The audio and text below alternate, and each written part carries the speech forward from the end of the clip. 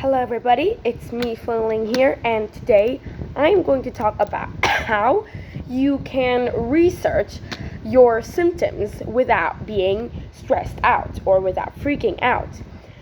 Today I'm actually having a cough, so it will be a little bit hard to hear because sometimes I will just get a cough like that. But I think it will be okay, so excuse me first.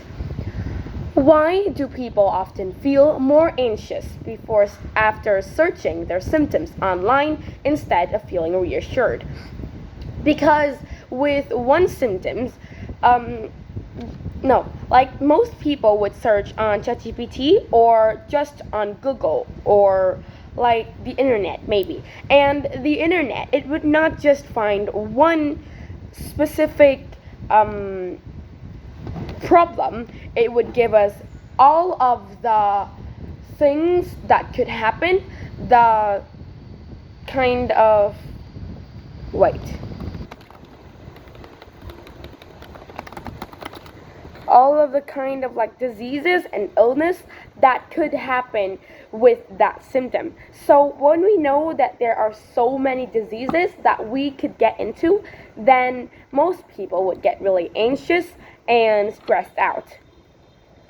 According to John White, what is the difference between having information and having true medical knowledge?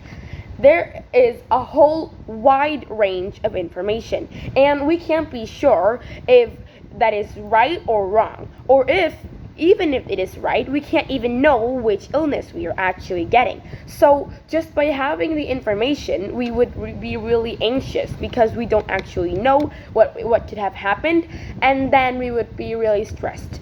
But by having true medical knowledge, for example, from doctors or nurses or from personal health care people, then it will be much more reassuring to know exactly what we were having, or just like knowing what we could have got into with that symptoms, but by somebody who actually has like medical information and the experiences about ourselves.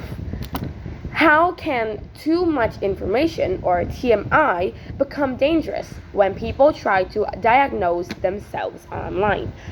When you search something online, the internet gives you all of the information that is available, and most of them are true. I'm not saying that they're wrong, but maybe they're not suitable or they're not fitting for your experience at that moment.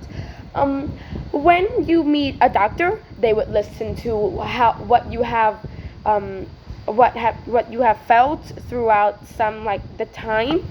No, like they would ask about how you have been feeling, and then they would try to look at the diseases that you have gotten into in like when you were younger, or maybe how your family was like. If there were any diseases that you could have gotten from your parents, and they would actually know your background, your story, to give you the right like tips or answer. But when searching the internet, you will get TMI, and then you will get all stressed out and worried about everything around. Why do you think people tend to focus on worst case scenarios when searching for health symptoms? Well, I think that most people don't want to get themselves into any health care problems, but most people would just think of like the worst scenarios because it is the most scary. And well, I don't know, most people would just do that. Me too. Once I had like my period came a little bit late, and then I was just all stressed out about it, like, why is it coming so late? Is there any problem? Am I having diseases? Am I having an illness, or am I just dying? And I'm just like making everything so weird and scary, well actually it's just very normal for a student at my age to have late period. So by just searching things online, then most people would just get stressed out because of all of the bad scenarios.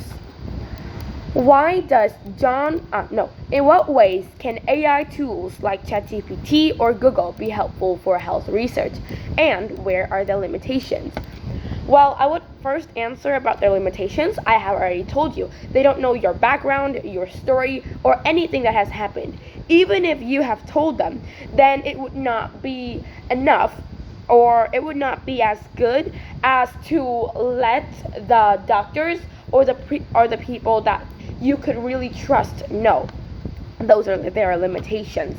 And some AI tools, for example, ChatGPT, DeepSeek, Gemini, there are just so many AI tools right now, and people would just use them to research their symptoms with with the thoughts like, these tools know many things. They could give you more information than just searching the internet or just asking somebody. But actually, when you search these tools, AI tools, then you will get into like TMI, like I've just told you, and that would not be good. So by using the things like ChatGPT or DeepSeek, then you could ask questions about how to improve your health, because those they would give some very helpful information in the things that you could do to improve your health. Or maybe you could just ask what you could do to actually stop those symptoms or the things that were affecting you from happening. I think you should stop like researching the diseases, because oh my gosh, you would be really stressed out. I have tried it. How can people verify whether online health information is trustworthy or misleading? Well, there's an example is when somebody is buying a product. Then if it was you, then what would you do? Well, in my experience, I would try to research some popular people that are trustworthy, people that would give true feedbacks, and see their feedbacks on that item. And then I would be more trustful and then more confident to actually use that item. And then with that example, then we can actually use it into our health information. Maybe we could still research them online, but maybe ask a doctor or maybe someone that you can trust about this health information, about the things that you have researched. And I think just by understanding how to research correctly or how to ask somebody so that they could give you the right information, then it would reduce your stress a lot. After listening to this talk, how would you personally change the way that you search for health information online? Well, I think that I could ask I don't actually have a doctor, but maybe I could ask some of my dad's friends who is a doctor, and I think I would be more trustworthy on that. Or maybe I could ask actually I was just thinking of asking AI if that information was true, but I'm not so sure about that. So I think the best thing to do is just go ask the doctor and then go to the hospital and check out what you've been experiencing. That's all. So I think that's all, and thanks for listening. I'll see you in the next video. Bye.